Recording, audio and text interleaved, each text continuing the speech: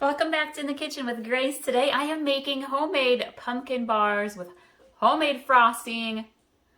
This is amazing. I am so excited. It's fall, so it's pumpkin season, and I am not a person who really genuinely likes pumpkin spice, except when it comes to pumpkin pie and pumpkin bars. So this recipe has quite a few ingredients in it. I'm just gonna list the whole recipe in the description below. And then kind of walk our way through it. I am going to start with my dry ingredients first, and we are going to do 2 cups of flour.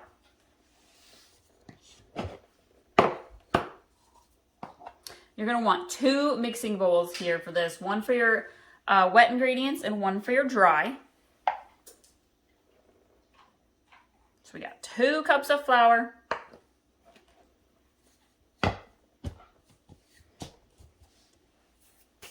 And then we are going to want 1 teaspoon of a baking powder.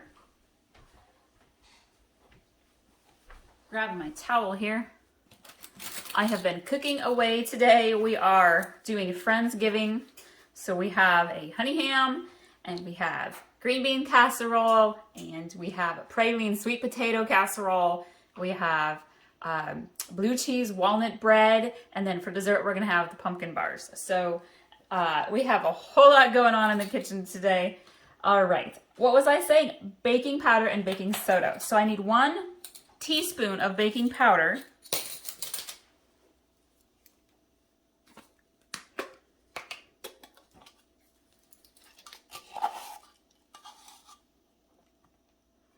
And then you want 2 teaspoons of baking soda.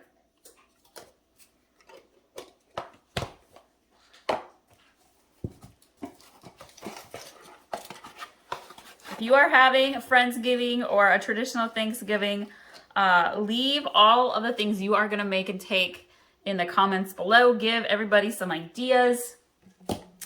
Then we are going to do 2 teaspoons of cinnamon.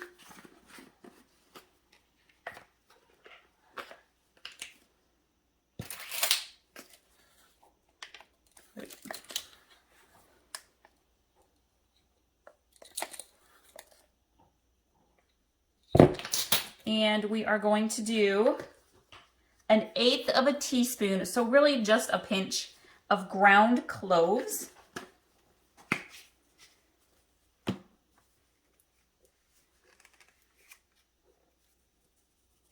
Just a little shake there. It doesn't require too much. Pumpkin really brings out these different flavors, the cinnamon and nutmeg and the ground cloves. Gonna do a pinch here of the nutmeg. If you have ground ginger, you could use a little pinch of ginger as well. And then we're gonna do 1/2 teaspoon of salt.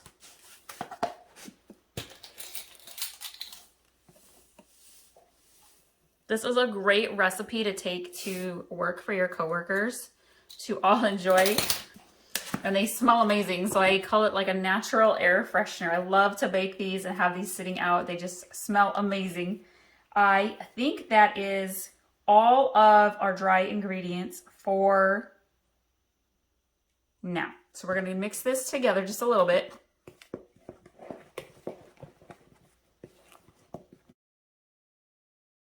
And we are going to start with cracking the eggs.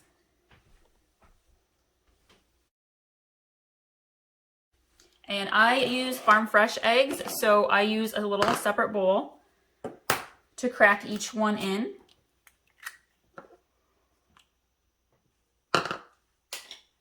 And this recipe calls for 4 eggs.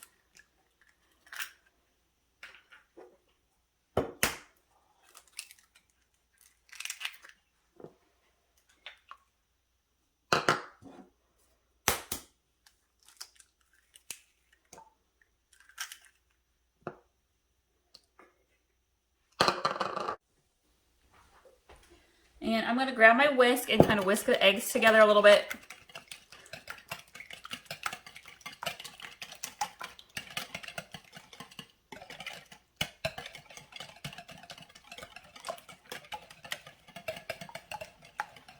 And then I'm going to set this aside.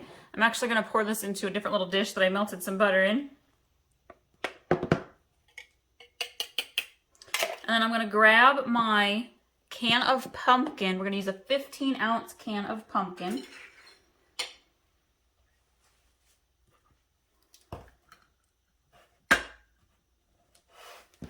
And we're going to go ahead and put that into our bowl.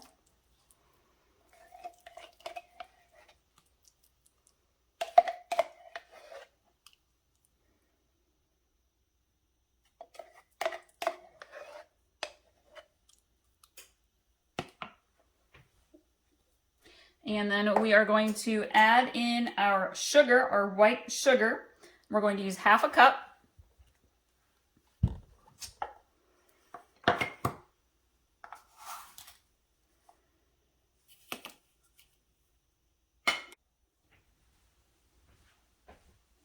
And we're going to do half a cup of oil.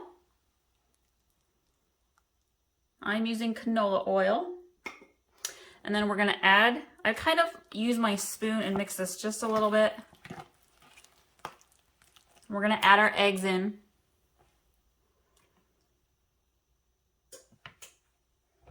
And then I am going to get my mixer. I am one of those bakers, I prefer to hand mix as much as possible. But today I'm using a hand mixer because I think it just really blends the ingredients together really, really nicely. So I'm going to go ahead and mix this all together here.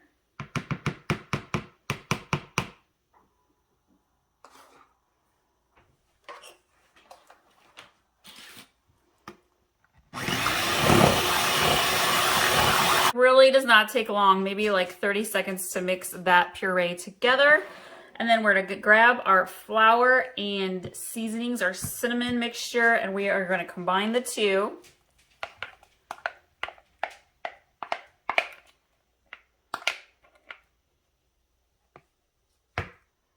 And then I'm going to mix this with the mixer again, but I always, whenever you're combining a lot of wet ingredients into dry ingredients, I kind of hand mix it just a little bit. It helps keep things from kind of splattering out.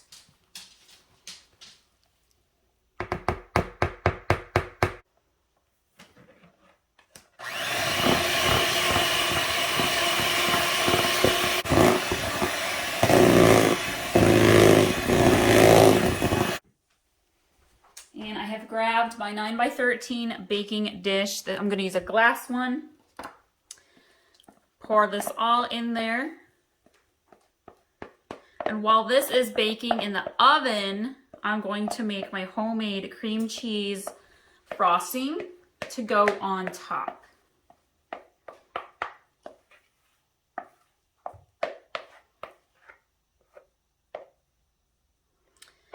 You can use the back of your spoon to kind of spread this around.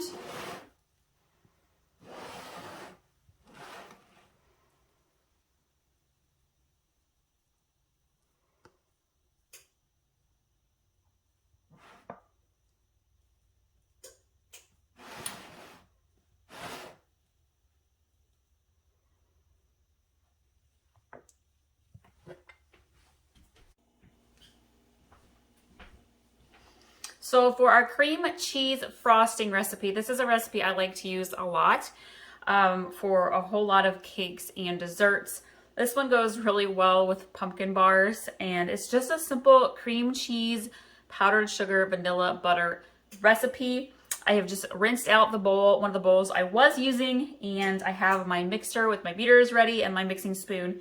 My recipe calls for 4 ounces of cream cheese, 3 tablespoons of butter, 2 teaspoons of vanilla, and 1 cup of powdered sugar. So that's my original recipe. For these pumpkin bars, I kind of like the frosting a little bit thicker, and it makes a lot of pumpkin bars. So I'm going to actually double my recipe.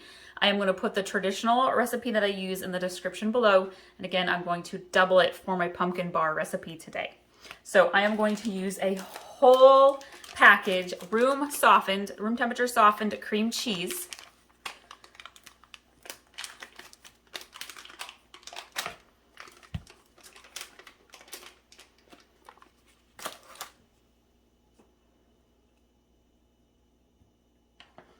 And then I'm going to use 6 tablespoons of butter. So 1 stick of butter is 8 tablespoons. So I'm kind of eyeballing it here. I'm just going to kind of cut this down. And I'm going to set my little bit of butter there. And I'm going to this is room temperature butter. I like to use the salted sweet cream butter myself.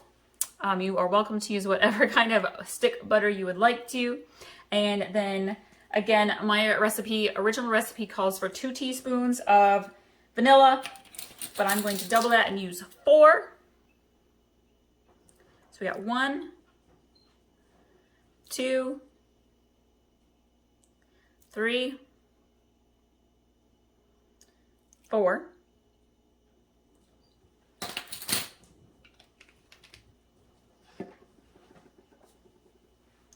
And then I'm going to use 2 cups of powdered sugar.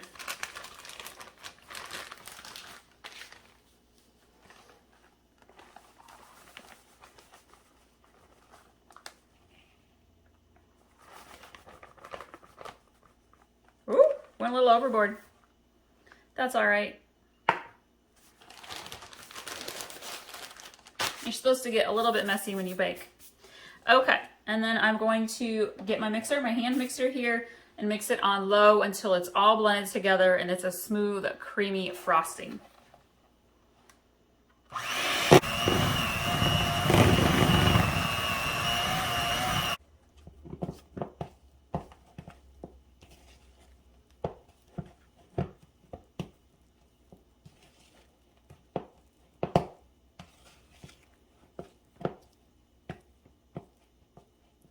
All right, she is mixed together pretty well. And I'm actually going to set this in the fridge, cover it and set it in the fridge for just a little while my pumpkin bars continue to bake in the oven. All right, I am ready to frost my pumpkin bars. So mine are a little bit wavy. I didn't spread it out quite evenly in my baking dish, but that's perfectly okay. And then I have my homemade cream cheese frosting, and we are going to just slather these pumpkin bars. I have let the bars cool because you don't want them to kind of cave in.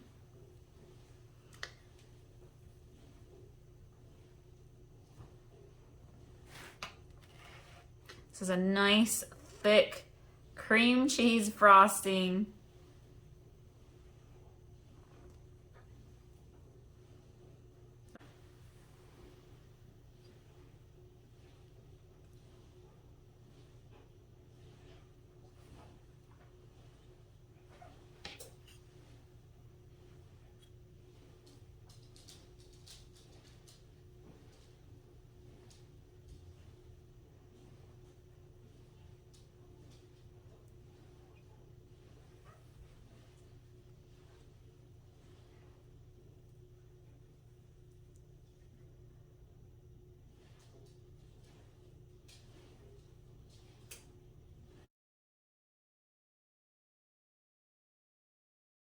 Welcome back to In the Kitchen with Grace. Today we are making a Thanksgiving pumpkin pie.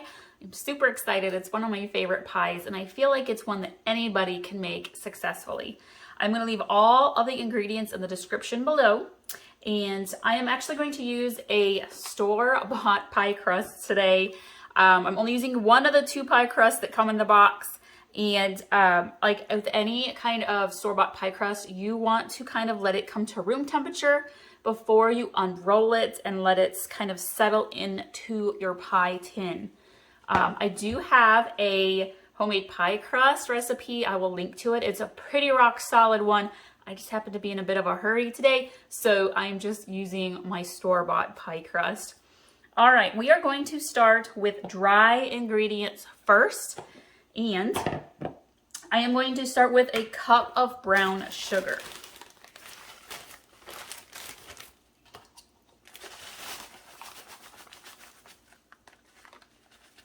And I do not pack my brown sugar down. I'm going to keep it light. And we're going to do 1 tablespoon of flour.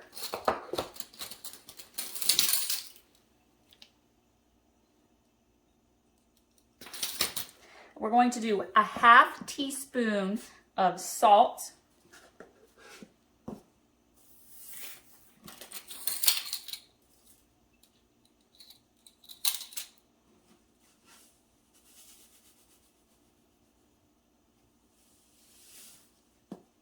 We're going to do a half a teaspoon of nutmeg.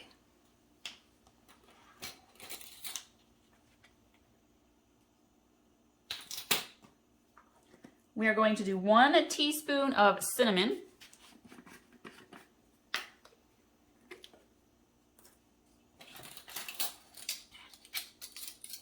And if you don't have all of these separate spices, that's okay. You could also use just a general pumpkin spice blend.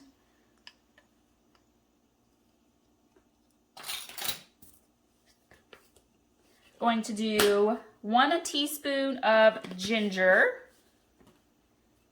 I actually have a new ginger. I have been busy baking and I had to get a new ginger. All right, 1 teaspoon of ginger going in. And then we're gonna do a pinch of ground cloves. Technically, it's like 1/8 of a teaspoon, but it's literally a pinch, a sprinkle. Okay, and then we are going to stir this together. Kind of get those seasonings, the spices all blended in. And it's okay if you have some brown sugar clumps, they will melt once they are warm in the oven. I hope you all have a fabulous holiday, Thanksgiving, Friendsgiving, whatever you have going on. I just pray and hope it's a blessed one. If you're looking for some more dishes, alternative dishes you could take along to your Thanksgiving, I have green bean casserole, praline sweet potato casserole, a blue cheese walnut pull-apart bread that is amazing. We've got pumpkin bars. What else have I been up to? We've got pasta salads, fruit salads. Go check out all of my potluck holiday playlists because I've got all sorts of ideas of things that you could take along to your holiday Thanksgiving get-together. So this dry ingredients is blended nicely, and I'm going to actually crack my eggs now. I'm going to use 3 eggs.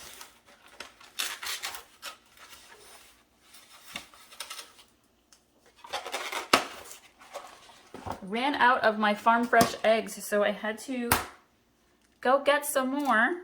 This is the last of my baking for our holiday get-together.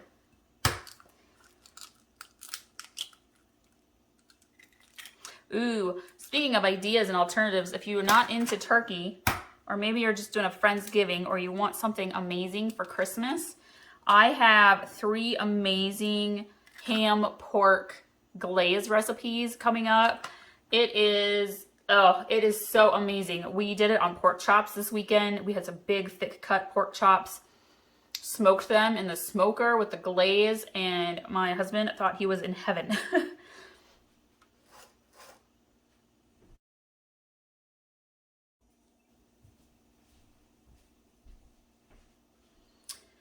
I have got my oven preheating to 375 degrees. And once I put this pie in the oven, it's going to be baking for about 45 to 50 minutes. Again, everybody's oven varies, so that just gives you maybe a starting point to kind of go off of. We are going to mix all of the liquid ingredients together now, and my pumpkin pie recipe calls for 1 15-ounce can of pumpkin pie filling. So we're going to put that in the bowl.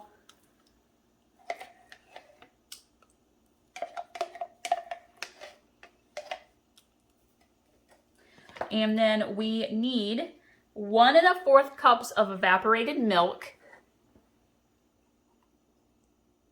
which I think is of just about the whole can.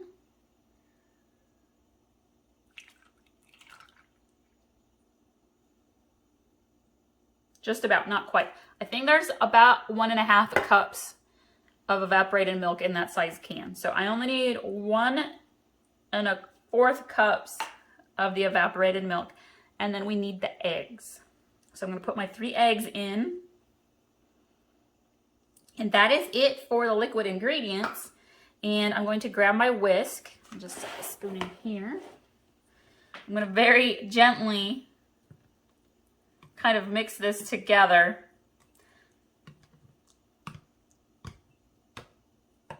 Make sure the eggs get mixed in. If you want to, you can pre-whisk your eggs.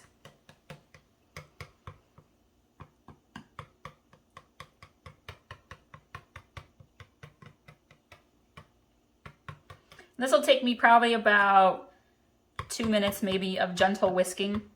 I don't like to use my mixer in this because I feel like it almost mixes it too fast, even on the low setting. I feel like this is a hand whisk recipe.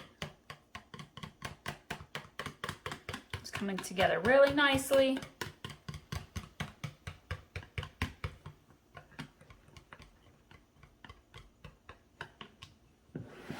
All right, now we are going to pour it into our brown sugar spice mixture.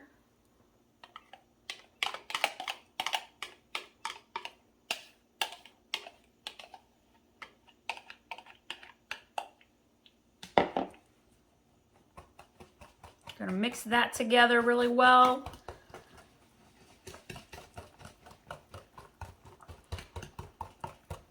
And again, I am using my whisk to really incorporate it together to get that brown sugar and spices blended really well.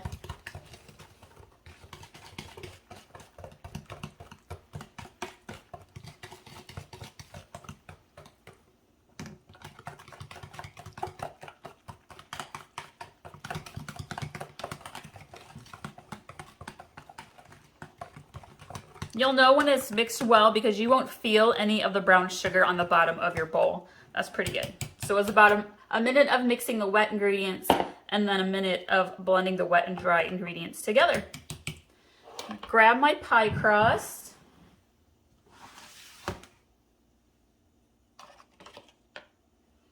And we're going to gently pour it in.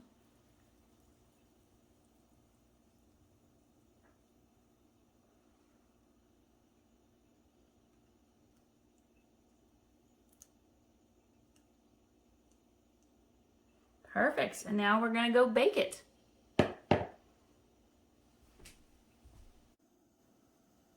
So my pumpkin pie was in the oven for right about 50 minutes at the 375 degrees. It is done. You can tell when your pumpkin pie is done because if you give it a little jiggle, if you wiggle the pan just a little bit, if the middle does not jiggle, it is done. You could also do a toothpick, stick a toothpick in there. And when you pull it out, if there is pie filling on the toothpick, it's not quite done yet. Your toothpick should come out clean. So now I'm just waiting for this to cool, and then we are going to slice it up and enjoy. Happy Thanksgiving, everybody.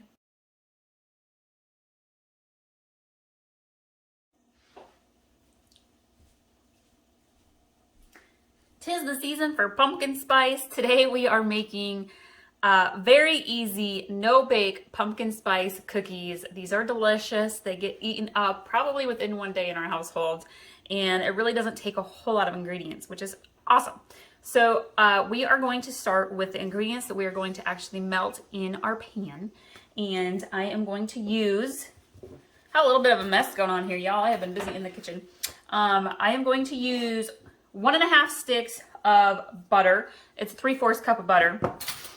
And we're going to go ahead and just cut that there. Oh, she's peeling away already.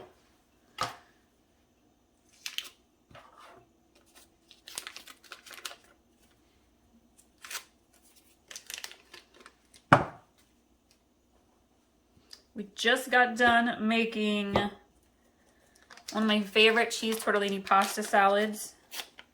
So if you're looking for something delicious for a snack or for lunch, go check that recipe out. All right, we got the butter in there. We need a tablespoon of vanilla. You know me, I love my vanilla. Oh, actually, I gotta go open a new bottle. I thought there was a little more in there. Okay, so that's just under a tablespoon, so I'm gonna go open my new bottle of vanilla here.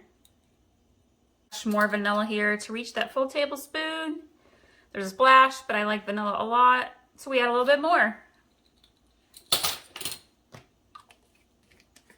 I am definitely easy does it, simple type of cook. I love being in the kitchen, but I do not like fancy, y'all.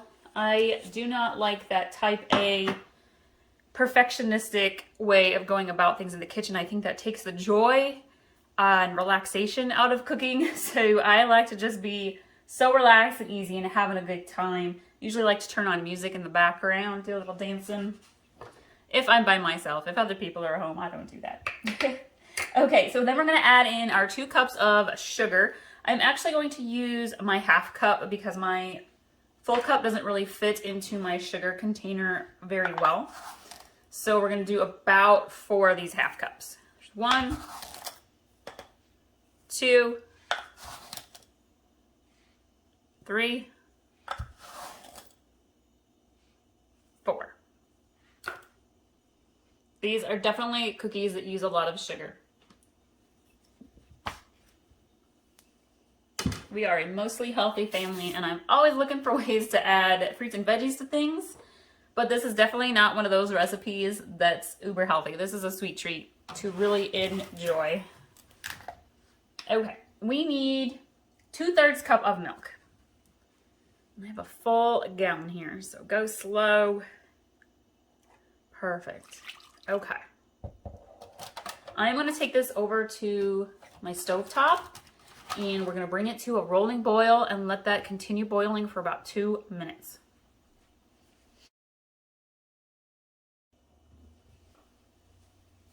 So while I am letting those ingredients boil and melt in the pan, I'm going to start mixing together my dry ingredients. So we need about 4 cups of oatmeal. Of oats, I should say.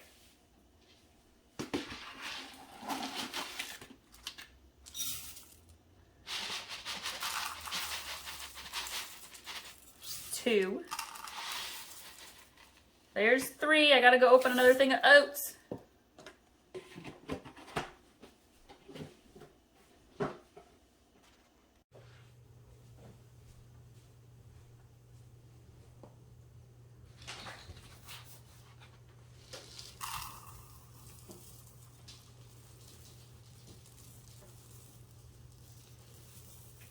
All right, got my 4th cup of oats.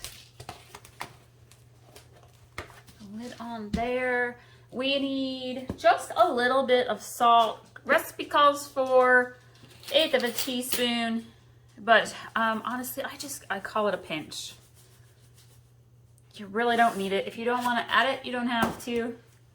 Then we're going to use pumpkin pie spice, and this calls for a 1/4 teaspoon here.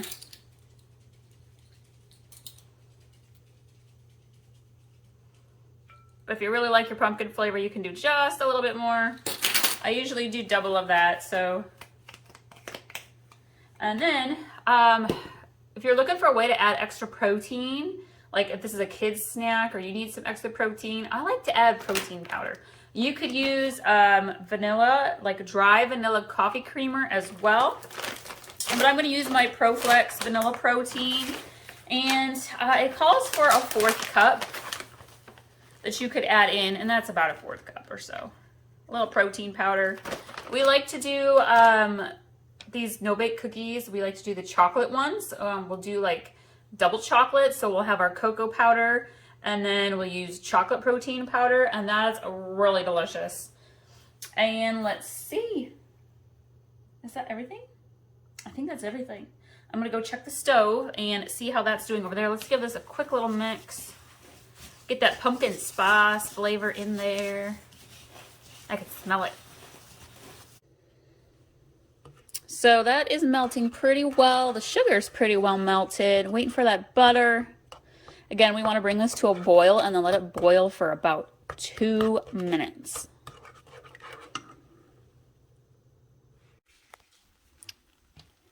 We've got our rolling boil going here. It's been about 1.5 minutes, so I'm going to let this go just a little bit longer.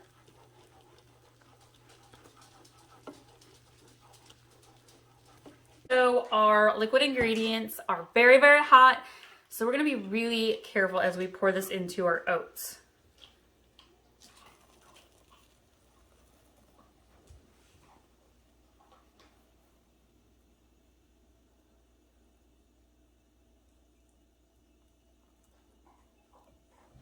And again, I am using a glass bowl, which is okay because it's not super, super hot, but I'm gonna be very careful. If you're using a metal bowl to mix in, be very careful because your metal bowls will get really hot really quick. So we're just mixing this all together. It smells so good. There are so many variations you can do of these no-bake cookies. Cinnamon apple spice is one. You could use fresh chunks of apples. Like from my apple crisp recipe video, you instead of baking that in the oven, you could use the cinnamon apple part, the baked cinnamon apples. Put that in here with a little extra cinnamon. Oh my goodness. Okay, I feel like this is mixed together pretty good. And now you kind of want to go quick because you don't want this to harden in the bowl. I have a flat cookie sheet pan. These are not going in the oven. I'm just using it to put them on because it's big and it's flat. And I have parchment paper on top, and I'm going to use 2 spoons. I feel like that works pretty well. And then you're just going to put them onto the pan, or the flat pan here.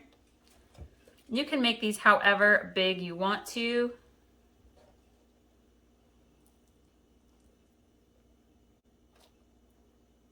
And then they will harden up as they cool. Can be a bit of a gooey, sticky batter. So that's why I'm using spoons and not fingers.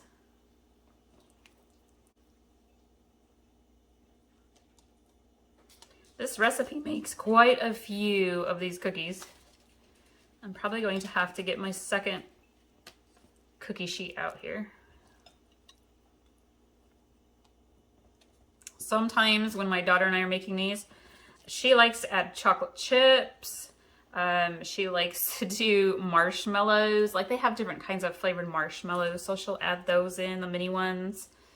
What else do we like to add? Oh, you can really just kind of do whatever you want. Butterscotch ones are delicious.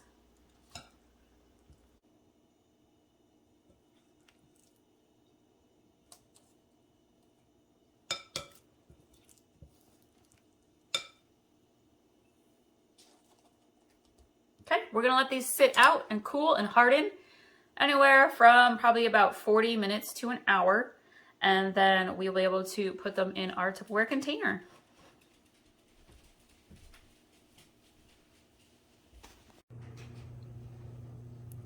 So my pumpkin spice no-bake cookies are ready to be put in the container. There's a little baking hack if you have cookies that are kind of a stickier type of cookie. Or maybe you have like the jelly-filled ones that at Christmas time, and you don't want the cookies on top to stick to the ones below. You can cut your parchment paper into squares to fit the size of your storing container and stack them that way, and then the cookies don't get stuck to each other. So I hope you all liked this video. I hope you love this recipe. It's really delicious. I hope you'll subscribe and stick around, and we'll see y'all next time.